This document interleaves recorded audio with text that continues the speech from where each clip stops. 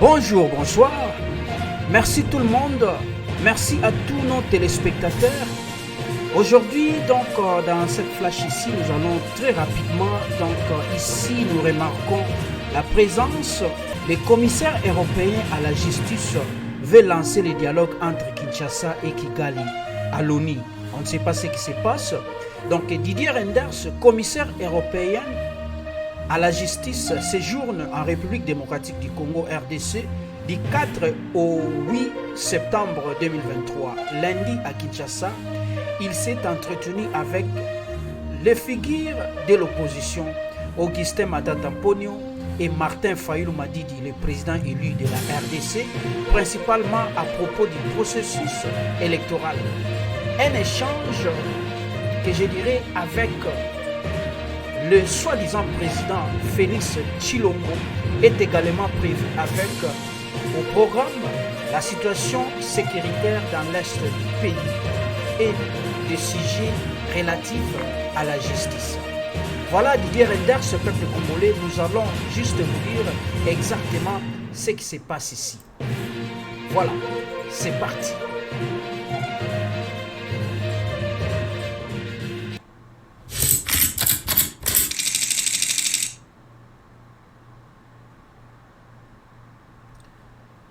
Merci téléspectateurs, nous sommes là juste pour vous donner cette flash ici rapidement. Donc en visite en République démocratique du Congo, le commissaire européen à la justice Didier Reynders a rappelé la présence du vieux continent pour une solution diplomatique à la crise du M23.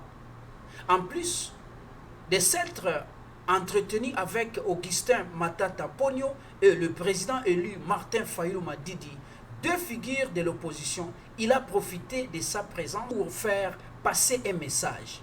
Il voit la prochaine Assemblée générale des Nations Unies à New York prévue dans 2 semaines comme l'occasion propice pour relancer les dialogues entre Kinshasa et Kigali. Est-ce que nous avons vraiment besoin de ces dialogues-là? Parce que Félix Tshilombo en coulisses et Paul Kagame s'entendent, ils sont des alliés. Donc on ferme cette parenthèse-là. Mais là, nous remarquons que oui, c'est vrai, Félix Tshilombo, Didier Reynders s'est entretenu avec le président élu Martin Fayulu Madidi et on vous donnera la suite, ce que c'est dit. Mais vraiment, donc c'est clair qu'ils ont parlé sur la situation qui prévaut les élections parce que l'opposition continue toujours à marteler sur la tenue des élections avec des fichiers électoraux transparentes, très transparentes même. Donc ça, c'est quelque chose vraiment à très bien voir de près parce que on a quand même une vidéo ici, là où Didier Reynders est en train de parler. Suivez un peu et puis écoutez. Des électeurs. Donc c'est vrai qu'il y a des régions dans lesquelles, ou des provinces dans lesquelles cet enrôlement est difficile, mais on va regarder comment on peut d'ici aux élections avancer dans cette problématique. J'ai rencontré déjà aujourd'hui ici à Kinshasa des représentants de l'opposition, parce que c'est aussi la règle quand nous déplaçons de rencontrer bien entendu le gouvernement, mais également des représentants de l'opposition. Et le souci, c'est réellement de faire en sorte que les fichiers électoraux soient les plus complets possibles, les plus transparents. Vous savez que dans la plupart des pays, on publie les listes électorales, ce qui est logique pour que les électeurs puissent vérifier qu'ils sont correctement enrôlés. Et puis c'est le processus alors qui va suivre. Et donc c'est trop tôt aujourd'hui pour porter une appréciation. Je crois qu'il y a beaucoup d'efforts qui sont faits pour collecter correctement les données en ce qui concerne le fichier électoral. Je verrai demain les responsables de la CENI. Oui, alors Didier Reynders nous dit que j'ai rencontré les représentants de l'opposition ici à Kinshasa. Le président élu Martin Fayulu Madidi. Mais ils m'ont dit leur souci, c'est réellement de faire en sorte que les fichiers électoraux soient le plus complets possible, le plus transparent. Ça, c'est Didier Reynders qui l'a dit après avoir rencontré Martin Fayulu Madidi et Matata Ponyo. Alors, suivez encore une fois pour bien suivre, surtout ceux qui n'ont pas bien écouté ce que Didier Reynders vient de nous dire. Suivez une fois encore. Dans l'enrôlement des des électeurs. Donc c'est vrai qu'il y a des régions dans lesquelles, ou des provinces dans lesquelles cet enrôlement est difficile, mais on va regarder comment on peut, d'ici aux élections, avancer dans cette problématique. J'ai rencontré déjà aujourd'hui ici à Kinshasa des représentants de l'opposition, puisque c'est aussi la règle quand nous déplaçons de rencontrer bien entendu le gouvernement, mais également des représentants de l'opposition.